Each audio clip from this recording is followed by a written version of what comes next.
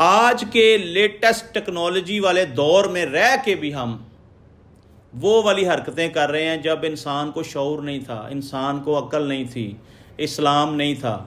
आज तो इस्लाम भी है और टेक्नोलॉजी भी बहुत फास्ट है, हर चीज़ आपके फिंगर टिप्स के ऊपर है।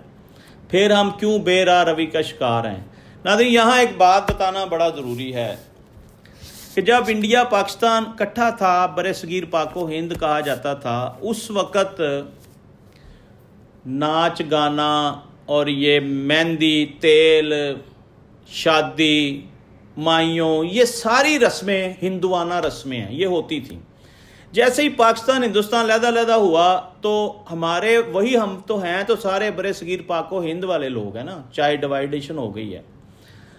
हमने वो सारी रस्में बढ़ चढ़ कर अपने ख़ानदानों में ऐड कर ली हैं। अब वो ऐसी ख़तरनाक रस्में बन चुकी हैं नाजरीन कि हमारे पाँव की बेड़ियां बन गई हैं ये। अगर आपके पास पैसे हैं या नहीं हैं, कर्जा उठाएं, अपनी बेटी की शादी करनी है, आपने सारी रस्में पूरी करनी है, अपने बेटे की शादी करनी है, सारी रस्में पूरी करनी है।